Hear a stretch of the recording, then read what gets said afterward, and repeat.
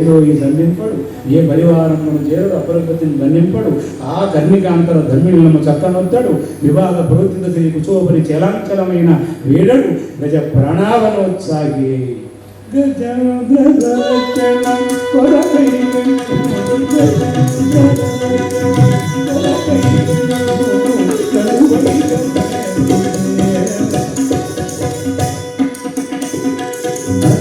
ప్రముఖ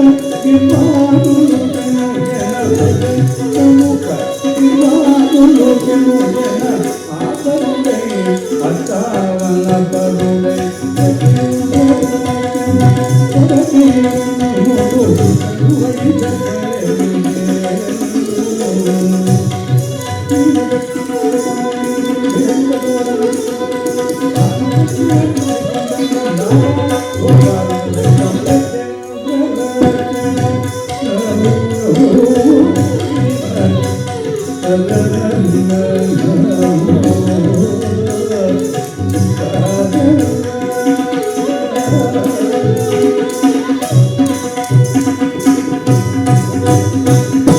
వైకుంఠం నుంచి బయలుదేరినటువంటి నారాయణ ప్రభు ఆయన వెనకాల లక్ష్మి ఆ వెనకాల మిగతా రత్నాగినటువంటి శేషుడు ఆదిగాగినటువంటి మహానుభావులంతా కూడా బయలుదేరి వారు వీరేమి వైకుంఠమే కదిలింది ఒక మూగజీవి వేదన విని శాస్త్రమా సంగీతమా పాండిత్యమా ప్రకరణ నాదమా ఏదీ లేదు కుయ్యో మర్రో అన్నటువంటి ఆ నాదానికి గజేంద్రరచన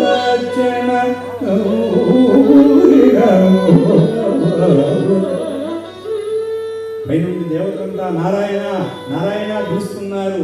ఎవరి మొర వినలేదు. ఆ గజరాజును రక్షించడం తప్ప తనకు ఏది ఈ భూమండలంలో ఈ 14 లోకాల్లో ఆయన వినపడలేదు. గబగబా వెనకాల లక్ష్మీదేవి పంపి కొమ్ము పట్టుకుని ఉన్నాడు. అది కూడా లాక్కొని పోతా ఉన్నాడు. ఏమండోయ్ నా చీర అనేమన్నా అమ్మవారు ఏమన్నా గట్టిగా వెనక్కు లాగారా? ఆవిడ కూడా భర్త మనసు తెలిసినటువంటి మగువ గనుక వెనకాల వెంబడిస్తోంది ఆ తల్లి. అలా ప్రయాణం తీస్తుంటే అలా పోతూ ఉంటే తను వేంచేయు పదంబు పేర్కొనడు అనాథ స్త్రీ జనాలాపములు వినను. మామూలుగా అయితే చెప్పేసిపోతానంట స్వామివారు, లక్ష్మి నేను మధ్యాహ్నం భోజనానికి వచ్చేస్తాను లేదా సాయంత్రం ఇంటికి వచ్చేస్తాను. అలా ఇంట్లో చెప్పడం ఆనవాయితీ, చెప్పవలసిన బాధ్యత ఉంటుంది. ఏమైనా సెల్వన్లా ఫోన్ చేయనా? ఎన్నిసార్లు చేసేది అది కదా. ఏదో ఆమె కంగారు ఏదో ఫోన్ చేసింది, తీస్తే చూసేసి పక్కకు మాట్లాడితే పోయా.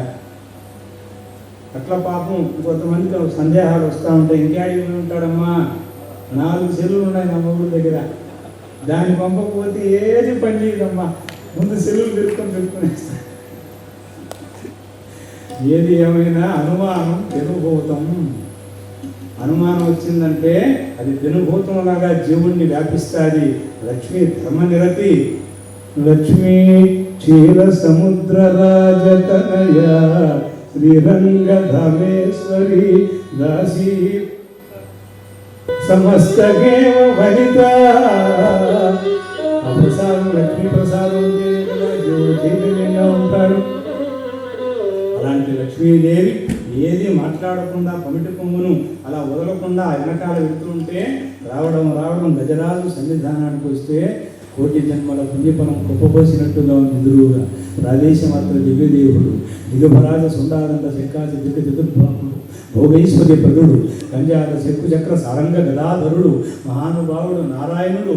ఆయన పాదాల మీద దేవుడు అనేవాడికి ఏదో ఇవ్వాలి, దేవుడు అనేవాడికి ఏదో సమర్పించాలి అనేటువంటి సంప్రదాయం, ఆనవాయితీ, ఆచారం తెచ్చినవాడు గజరాజు. పత్రం ఫలం పుష్పం తోయమంటారే దాన్ని సభక్తికంగా నిండైన పాదాల మీద లక్ష్మీదేవి చూస్తూ ఉండగా విడిచాడు.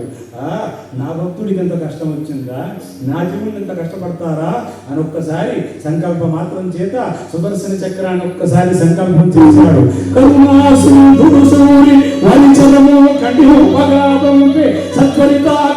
భూమి చక్రము శుక్రము బహువిధ బ్రహ్మాండ భాండ చక్రంతర సుగంధ చక్రము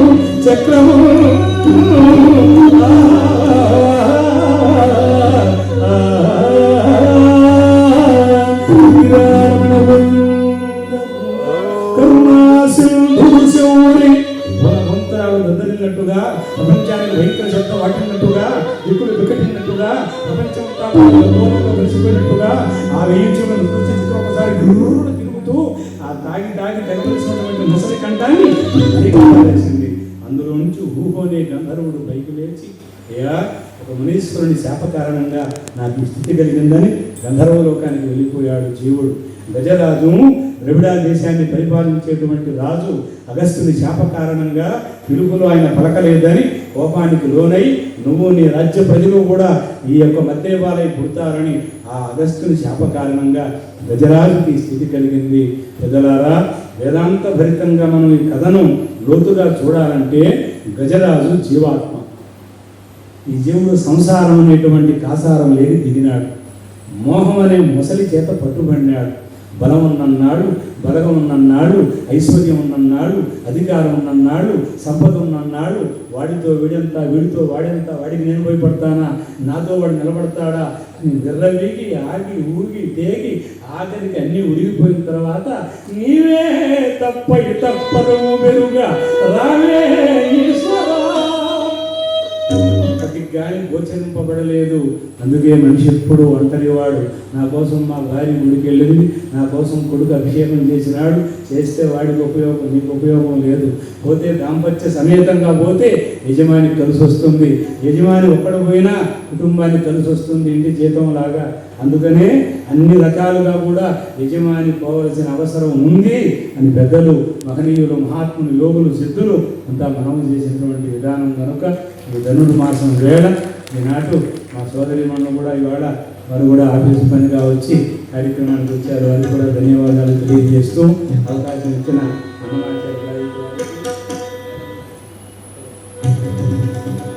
ప్రత్యేకించి కార్యక్రమం ఇవాళ వేయడంలో కూడా మా హేమావతి మేడం గారు ఎంత ఓపికస్తురాలో తల్లి. పాపం ఎవరిని ఒక చిన్న మాట కూడా గట్టిగా అంటారు ఆ తల్లి.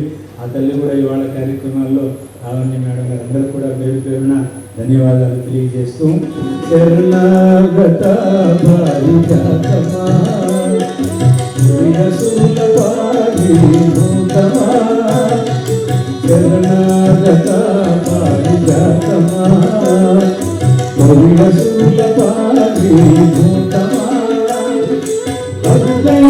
సృష్టికి